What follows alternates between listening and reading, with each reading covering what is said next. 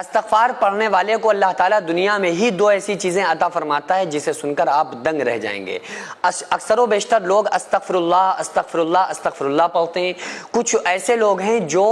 5واں کلمہ پڑھنے کے عادی ہیں، ان کی عادت میں ہوتا ہے کہ استغفر اللہ ربی من کل ذنبی اذنبتہ واتوب الیہ پڑھتے ہیں۔ تو جو لوگ ان کلمات کو پڑھتے ہیں نا، تو آخر اللہ تبارک و تعالیٰ ان بندوں کو عطا کیا کرتا ہے؟ سب سے پہلی چیز یہ ہے کہ آقا علیہ الصلوۃ والسلام نے ارشاد فرمایا کہ جب کوئی بندہ اللہ کے سامنے استغفار پڑھتا ہے تو اللہ تبارک و تعالیٰ اس سے ایسا خوش ہوتا ہے کہ کسی بندے کے گم ہو جانے کے بعد وہ جیسے مل جائے، اچانک وہ بندہ مل جائے تو جیسے اس کو خوشی ہوتی ہے۔ کسی کی کوئی چیز کھو گئی اور لا قیمت ایسی کوئی چیز جس کی کوئی قیمت نہیں،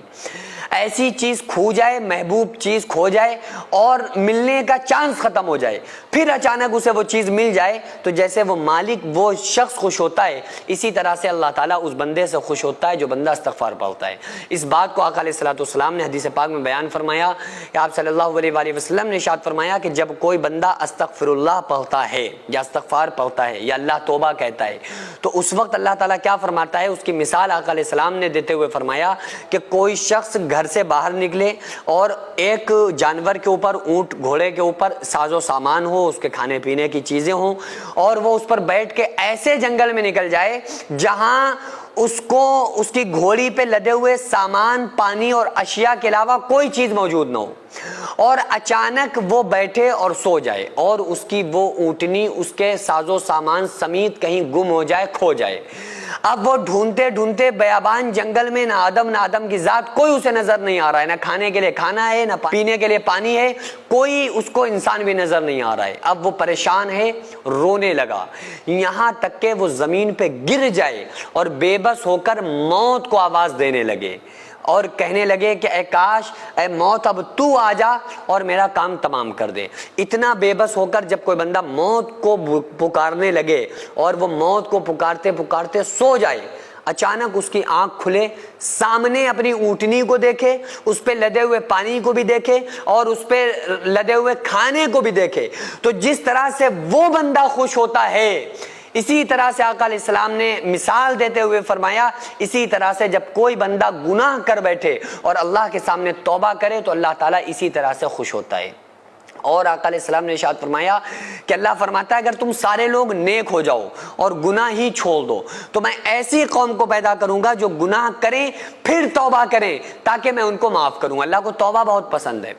گناہ بندے سے ہو گیا، اڑا نہ رہے۔ آقا علیہ السلام نے فرمایا ندامت توبۃ، گناہوں پہ شرمندہ ہونا توبہ ہے۔ وہ بندہ نادم ہو کر جب اللہ سے کہتا ہے مولا ہم بڑے گناہ گار ہیں، تو ہی ارحم الراحمین ہے، ہمارے گناہوں کو معاف کرنے والا ہے، تو ہمیں معاف کر دے، تو اللہ تبارک و تعالیٰ ایک لمحہ دیری نہیں کرتا ہے، فوراً اس بندے کو معاف کر دیتا ہے۔ ایک مرتبہ ایک شخص تھا نا، وہ 70 سال سے کہہ رہا تھا یا صنم یا صنم یا صنم یا صنم۔ ایک بار اس کی زبان پھسلی، اس کی زبان سے نکلا یا صمد، صمد نام ہے اللہ کا۔ فوراً غیب سے آواز آئی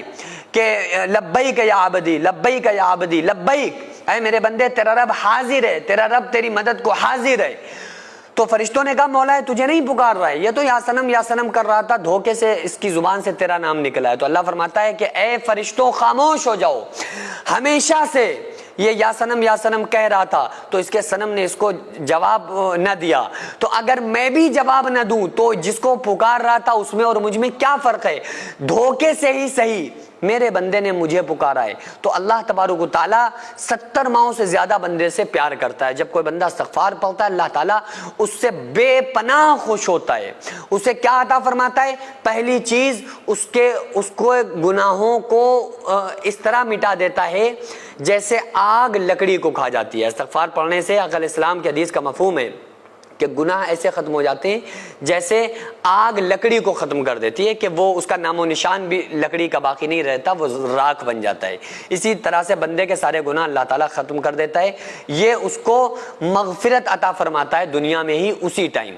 اور دوسرا اللہ تبارک و تعالیٰ اس بندے سے اتنا خوش ہوتا ہے کہ اس کو محبوب بندوں میں اس کو شامل فرما لیتا ہے۔ تو اس لیے بندے کو روٹین میں یہ چیز لانا چاہیے کہ نہ جانے ہمارے روٹین میں گناہ ہم کتنے کر بیٹھتے ہیں جن کا ہمیں پتہ ہی نہیں رہتا، ہمیں پتہ ہی نہیں وہ ہمارے روٹین میں جو چیزیں ان روٹین کے بیچ ہم کتنے گناہ کر رہے ہیں۔ تو اس لیے جب ہم استغفار پڑھنے والے بن جائیں گے تو وہ گناہ